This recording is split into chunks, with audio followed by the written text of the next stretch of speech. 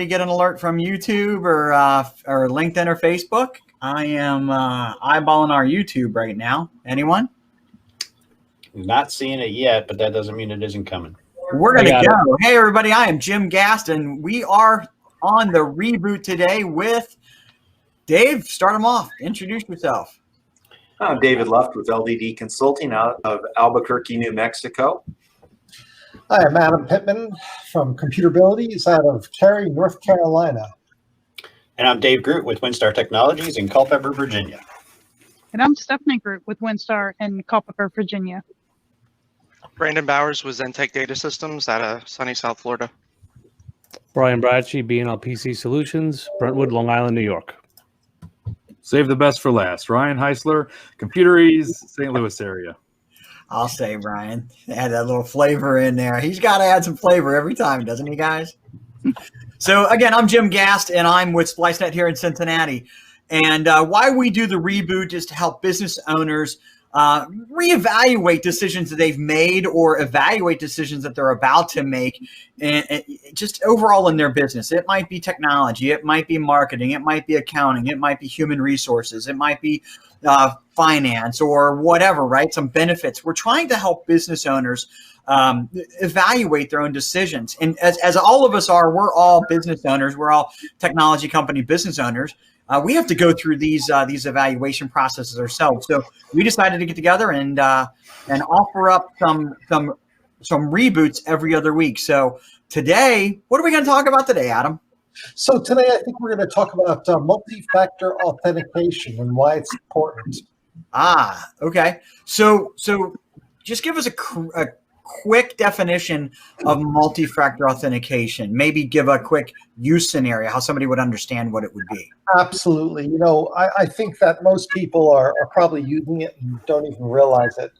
In essence, basically, when you go to your bank and you log into your bank, it usually asks you a question that maybe only you know, and that's what you know, and that's part of multi-factor authentication. So you're probably using it already and don't realize it. Yep. I think another example could be like I have to use face recognition to get into my iPhone. Some people have a PIN that they put in. But when I go to my bank app on my iPhone, I also have it prompt me for a PIN or a facial recognition too. So it's kind of not exactly the same, but it's at least one more authentication I have to do before I get into my software. Absolutely. So all right. So tell us what's important about it and why it does it replace passwords, Adam? So I want to start off talking about that, exactly that. It does not replace passwords. It should not replace passwords. I want to talk about the power of the password. I mean, password strengths, we're not really good at it as people. We want to do something we can remember. Password's been around forever, from the very beginning of computer systems. And, we just don't use complex passwords, although we should. But, the password's a great tool, but it failed us. Yeah. I'd like to say I think the password hasn't failed us. It's the people. It's probably the biggest reason behind that is because they use the same password over and over and over and over again. Right? So if you use a password somewhere and that place gets hacked, then your password is available for logging somewhere else. We spoke about that though on the last reboot. The one thing though is whether a password is good or not. If there's a situation where that password still gets compromised, what's protecting that account? That's right. Right. I'd argue that, though, Dave. I would a little bit, and I'll tell you why. LinkedIn. So LinkedIn got hacked years ago, right? And the password that I used back then was stolen, right? And by the hackers and put out on the dark web, and somebody found that password. Now, they didn't get into anything else but my LinkedIn account. Okay. So, it was a nice long 8-character password, but it doesn't matter because they stole those passwords from LinkedIn. It's not always a person failure. I mean, that just means you got lucky, Jim. That doesn't mean that the possibility wasn't there for somebody to use that password to log into another site if multi-factor authentication was not enabled, right? Yeah, you're right. You just kind of got lucky. They didn't do that because you probably don't use the same password for all of your accounts. No. So, and that's where most people fail. That's right. Or they use some simple derivative of that same password. Still Because today, over 80% of the people in the population use the same password for more than one application. And that's not only in a personal respect, it's in business too. That's guys- the norm. That's the norm, Dave. Yeah. It really is. You guys are going to hate me, or maybe you won't. I don't know. Most people, when I preach about passwords, I said forget and reset. That's my rule. Forget and reset. I don't use password managers, and I don't care if I forget a password. I can always reset a password. So, like on an Amazon that I might have, or an eBay that I might have, I might not know the password. I forgot it, and you know what? I'm going to reset it. Yeah, where's that reset going though, right? Yeah, that's a good I know. discussion. Exactly. So what happens if they got access to your mailbox? So they have You're access to your email. Now they're just going to reset whatever passwords for sites, services. Reset your mail anything password and else. then get you out of it. That's Yeah. right. And you know what? That's a nice segue for you, Adam, to get right into multi-factor authentication. Exactly why we need multi-factor authentication. And I can't imagine that anybody here would disagree with me when I say that the most important place to put it, or the very first place you should put it, is in fact on your email, whether it's Google, Gmail, or Office 365, whatever. You really need that on there. It's very important. One and all email accounts.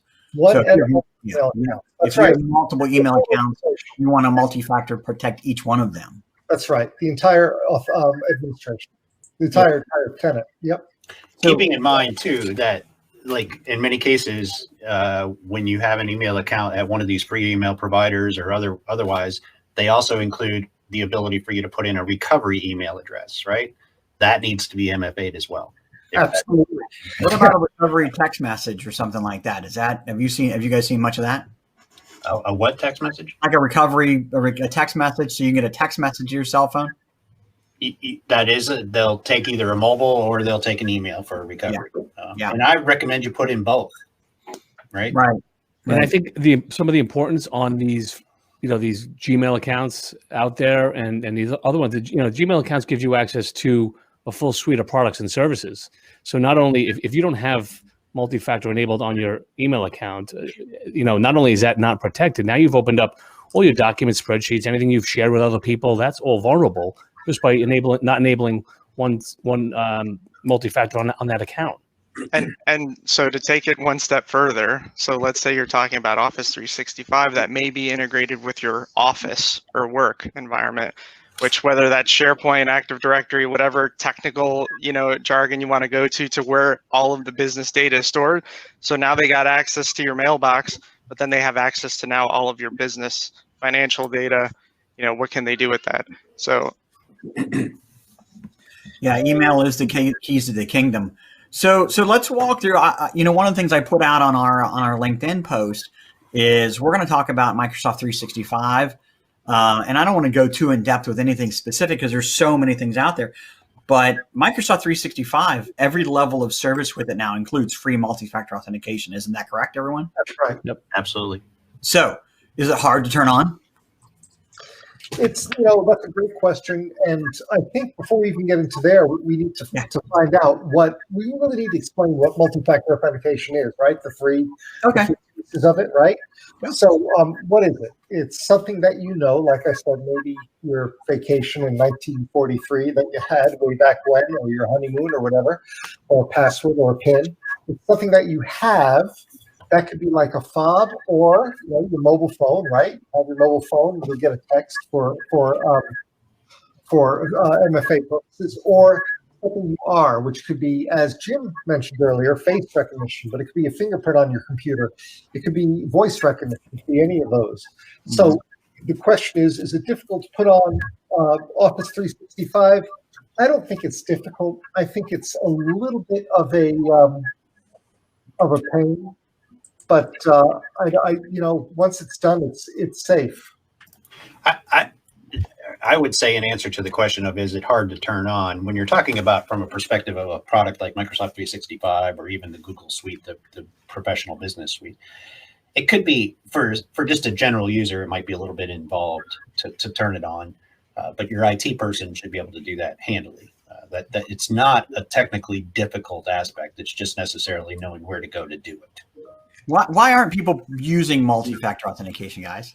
I think they're scared of it. It's a little bit intimidating. and if you're not tech savvy and it feels like another intrusive thing, another hindrance in a sense, and you want it I'd easy. say fear of the unknown, and then just one more thing that we have to deal with in this time when there's already an overwhelming amount of new things we're dealing with. It's too much trouble. The feedback I get is, oh, I don't want to be inconvenienced by it. It's either inconvenience or sometimes somebody doesn't want any software or something on their mobile phone, depending on what employee that is in the organization. Like sometimes an administrative person, oh, I don't want something corporate on my cell phone. Well, another aspect too, you're right, Brandon, that brings up a great point. We have a client recently who we were talking to, and they're in an industry where they need to meet compliance standards. Part of their policies and processes is that they don't allow mobile phones that are owned by their employees to be used in any capacity for the business. So now I have a situation where I can't put an app or have a text message sent to a mobile device, and I need to do the other thing Adam mentioned is to use like a fob, like a YubiKey or a device that I can plug in. That's right. Like that. There you go. Or an RSA code we used to have in the old days, the counter. So it can be a cost factor in some cases. Yeah. I have seen some success, and look, guys, correct me if I'm wrong. This is every aspect of security, right? Every time we come up with a way to try and help secure our business clients, it's another inconvenience. Security inherently in their mind immediately means inconvenience. Yep. Well, what are we trying to do? We're trying to circumvent inconvenience, right? Like take away their email account for a day, change the password, and don't give it to them. They'll understand inconvenience in a really big way. Really fast. 100%. And part of our challenges, I think, as business owners, is you don't want a competitor going into one of your clients and doing an audit and saying they get a hold of the right person and saying, "Oh, you guys aren't using multi-factor. I don't know what your IT company's doing." Right. So I find myself, we all know who that key person is in our clients that we need to talk to and get their buy-in.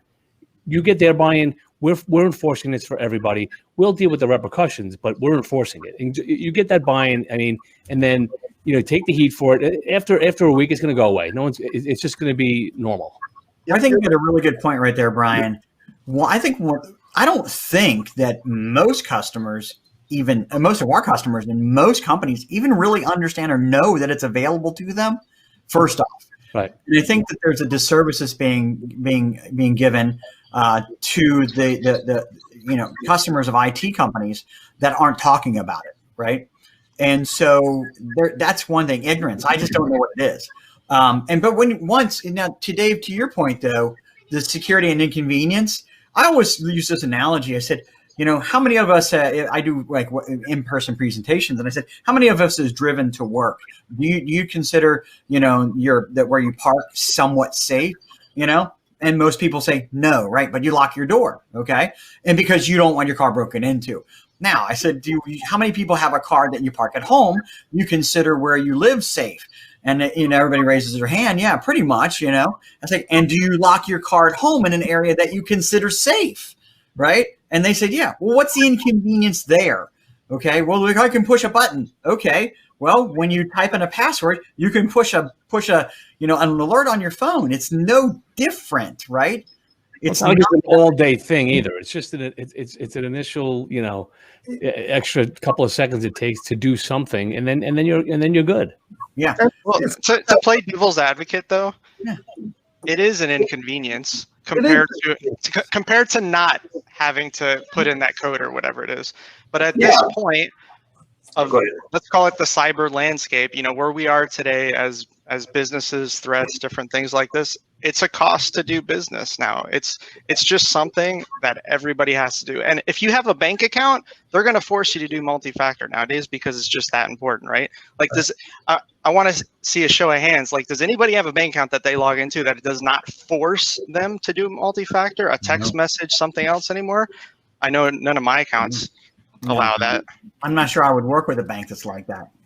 But it's probably against the federal regulations at this point. But to your point, Brandon, is it inconvenient to do that Have you ever talked to anybody that's lost their identity to somebody and seen what an inconvenience That is no, I agree. It's a bigger inconvenience once you've actually lost or been hit. So Or if you lose all the money in your bank and they wire it to Russia, then what do you do? This is what I see though. So we have the conversation with our customers. This is not a situation where, oh, our head's in the sand. We're not telling them about it. It's hey, you know what? Until they experience some pain, that's when I get a lot more buy-in that they're willing to move forward. That's been my experience. Brandon, it's. I think somebody mentioned it. Might have been Dave Groot who mentioned it earlier. It's not just the inconvenience. It's more the fear. People think, oh my God, what happened? I'm having a hard enough time. I have to get password resets. Now what's going to happen if I have to get this reset and it's on a weekend? And somebody has an issue with getting to their system and they can't get tech support because it's a weekend, right? So it's all of that. It's just that fear, and if we can help them overcome their fear, I think we get a lot more buy-in, and we can do that with SSO, right? With single sign-on. Yeah. I think as well, it kind of ties into the passwords and different things, but it used to be where you could not go tech, you could not go in your email, but now with the Go Green paperless statements and stuff, that people are not getting the choice sometimes to get statements in the mail and be the old way of doing that they have to move into this, and we have to make it comfortable for them. And if you do have the choice, it's the default now, typically, right? Yeah. Anywhere you set up an account, by default, you're getting the stuff to your email, unless you ask or opt in for paper. Here's a really good example. You guys know we're broadcasting live on LinkedIn. Hey, everybody in the LinkedIn world. Before we could broadcast live on LinkedIn, my account, I had to set it up so that I had a two-factor authentication on my LinkedIn so somebody couldn't fake broadcasting as me. Right. That's not even that really that's important from a security perspective. Nobody's going to steal money or anything like that. Well, and that's a result of something we've all seen or heard about in the last couple of months, right? It's the Zoom. Everybody got hacked and their Zoom meetings got taken over, and now you have to be, either have a passcode to get into the meeting or you're in a waiting room, and it's the same with Teams and Google Meet and everybody else. So that is multi-factor authentication, right? You have a link to get to the meeting, but now you got to type in a password on top of that because we want to make sure you didn't, intercept that link. And frankly, the security landscape has matured. I'll use that word. The sophistication of these people is far and away way more better than it was 5 years ago, 2 years ago. Oh, God. And that just makes the multi-factor authentication, as everybody has said here, it's a default, it's a requirement. It's really not something that anybody should be considering. It's something they should just be doing. Yeah. So let me play the dummy for a minute. And again, I'm playing the dummy. No, Jim, just be yourself. I'm playing the dummy, right? I slept at a Holiday Inn Express last night. Okay, here I am. Here I am on my Outlook, right? Okay. And I've got multi-factor authentication enabled. They enabled it. I did whatever I had to do, or my IT guy did whatever he or she had to do on my computer, right? And so when I open up Outlook, I'm not prompted for multi-factor authentication or anything like that. How's that protecting my email account? Anyone? Now, again, I'm playing dummy. I know the answer, but somebody tell me. So you've got an app password, right? That's something your IT person has set up in the background. Yeah, that's one way. There's a token that drops onto your device every time you multi-factor authenticate to your Outlook or your Office 365 that is retained for until a particular event takes place. Either a certain amount of days goes by, you're on a new device, you log out. That's why you're not seeing it each and every time. However, if somebody goes to a different device and they try and log into your Office account, they're going to be prompted for that MFA. So if somebody in some bad country somewhere, or even in the United States, some hacker element, bad actor, tries to log into Microsoft 365 with my username and password that they got somehow, what's going to happen? They're going to be prompted to enter in the second authentication factor. Or I probably get one, right? Because it would push to your phone. If I did the prompt, and I sit here and think like, I didn't try to log in somewhere. What happened? Right. Well, that's a great point. So when you have these MFA apps on your mobile device and they come up and you didn't prompt it, what should you do? Don't do anything. Don't click OK. Don't approve. Don't authorize. Click deny. I mean, that's you a should signal for sure that you need to tell your IT guy, your system admin, internal IT department, whatever the case may be. Yeah, exactly. All right, then. So that's how it protects me, right? What about? Let's talk about some of the things that are outside of Office 365. Can we two-factor authenticate on our laptops? So yeah, absolutely. You know, everybody in my organization, we use something called Duo, and we have it set up that certainly, you know, when we log in, it prompts us on our phone to approve the login, and we put that on all of the servers that we're maintaining. And I try to talk the clients into it. Again, it's just one more thing that, you know, that they're afraid of, but we're making some headway. It's a great way to protect your computer. It's a great way to protect your network. So when I try to log into my computer, what happens? So you log into your computer. Of course, you put your password in, or your face recognition, voice, whatever you have, and then a prompt comes up asking you to approve on your computer, asking you to approve your system. And then it comes up on your phone. You click approve, and it just lets you in. Or you can send a push, or you can send a text message. You get all those choices. And Microsoft has kind of built that into Windows on some level as well with the Windows Hello. That, like, when you enroll into a Microsoft 365 environment, it forces the user. In many cases, a policy can be created to force the user to set up a PIN. So they put in their username and their password the very first time they log into the device, and Windows says, "Hey, let's make this easier on you. From now on, all you got to do is type in a PIN, create your PIN." Well, guess what? You still have a username and a password in play in the same way. There's a token on that device that can, you know, and if your password changes or it times out or a certain period of time goes by, so you are multi-factor authenticating in Windows in many cases by default. And I was just going to mention, in a lot of situations, you don't even need third-party applications. So like David, you were mentioning, hey, your business is already on Office 365. Now you got passwordless sign-on, push notifications right to your cell phone to be able to log in, things like that. So, you know, there's plenty of solutions out there for businesses to look at. It does not need to be expensive. Let's go around the world real quick. Let's go around the world here real quick, and we're the world, right? Okay, and let's talk about the things that you guys would multi-factor authenticate protect, right? MFA protect, right? I'll start off, and I'm going to say it: Facebook. I believe Facebook. My Facebook has been multi-factor protected for the last 4 years or better. Dave Love, what would you MFA outside of just Microsoft 365 in your computer? What else would you MFA? It's more business oriented for us, but our remote monitoring and management system is MFA'd, and our backups are as well. Mm-hmm. Anything that can have MFA should have MFA enabled. That's the short answer. David, you're 100% right, and we will MFA. We do MFA anything we can, you know, for our business. I think Apple is even making you MFA your Apple ID. You know what? A lot of people don't think about it, but my Authenticator app, if I'm going to use my Authenticator app, guess what I got to do? I got to face recognize my Authenticator app to even get into it for my from all of my various things. I mean, the list is freaking long, right? It's back to multi-factor authentication. That's the multi-factor. That's right. Yeah, I mean, I got my multi-factor authenticator. The one big thing that nobody mentioned is remote desktop or remote access to your office. I was going to say VPN. I was waiting for somebody to say VPN. You know, VPN or remote desktop, anytime you're exposing anything like that to get back to your office, it's critical to have multi-factor. There's a product being proposed to you, the business owner, that's going to allow remote connectivity to your office, and it does not support or have MFA. Run. Like, just get away from it, because it is not worth buying into. We tell clients to, if they can, to ensure that whoever handles the back end of their websites, developers, programmers, that they have that enabled with logging, and monitor any type of change access on your website. You don't want that being hijacked either. I think. Go ahead.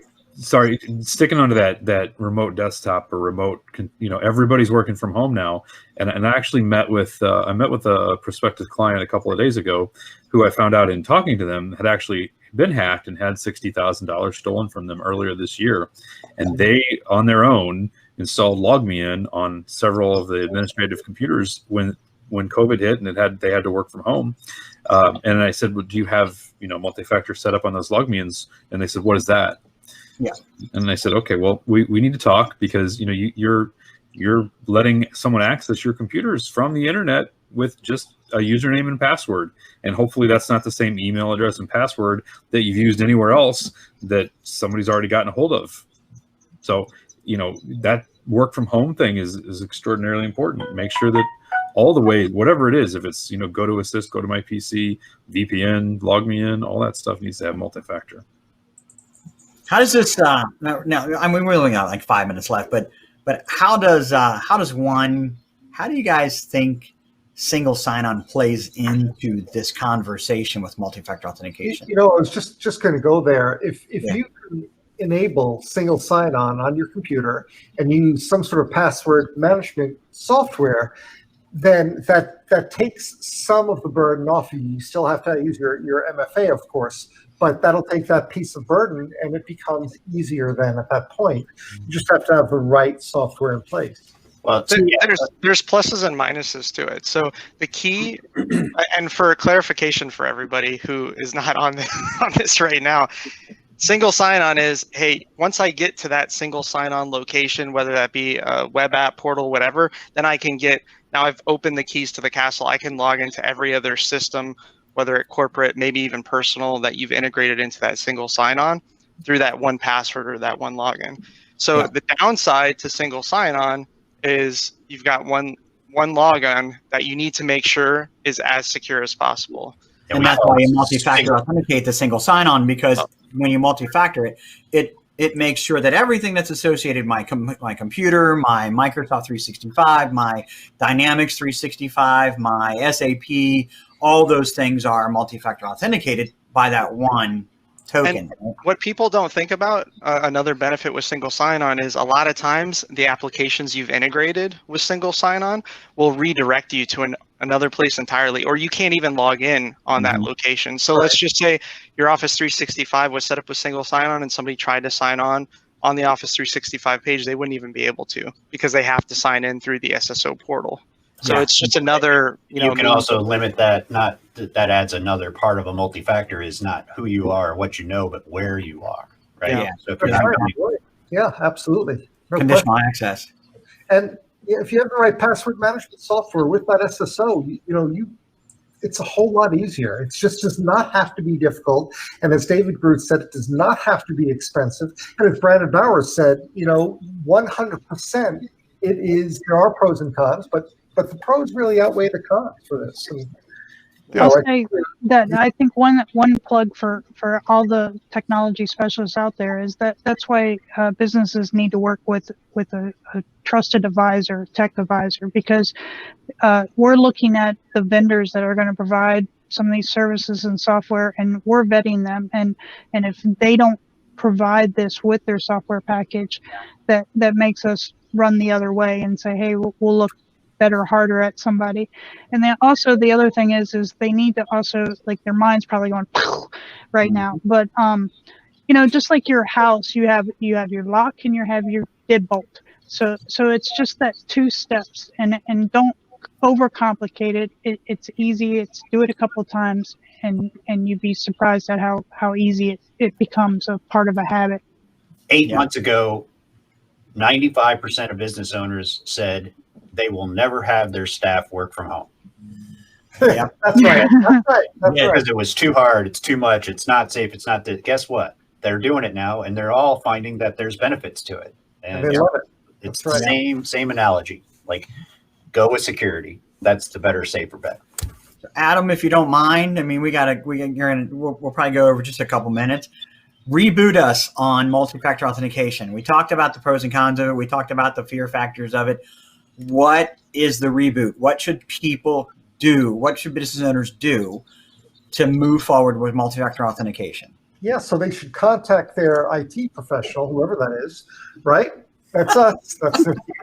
That's us. But whoever it is, and have it set up for sure. I mean, we've gone over the fact that passwords are great, but they fail us, right? They're not the perfect solution, so we need another solution. And so we know that multi-factor authentication is the way to go to help that solution. We know that it does not have to be rocket science, it does not have to be hard, and you don't have to fear it. So those are the things that we talked about. So certainly just go to your IT professional and have them set it up for you and have it explained to you. And I guarantee by the second or third day that you're using it, it's going to be old hat to you. It's going to be. Are there going to be problems in the very beginning? Of course there are. Always. Of course there are. Right. Can I add one quick thing? Yeah. All the business owners out there who are watching this, it's important to go turn this on for your users at your business. Yeah. Do not exclude yourself. No. Everybody needs to have this. That's right. The business owners are That's actually the most critical. Yeah. Right. they're the hackers are going for the business owners. They're not going for the receptionist, you know? Receptionist isn't listed on the website, right? In the contact us page or the about us page. It's all the partners, the CFOs, the controllers. All the find it people on who LinkedIn. and It's all over on And LinkedIn. in many cases, their email address. Yeah, right. Go after anybody they can get into that network. Anybody they can. So, All right. it's going to be put on everybody. The business owners certainly most important. And in my experience, it's often the business owner who's most reluctant to do it. That's right. That's So you need to start with yourself. Right. Yeah. That's right.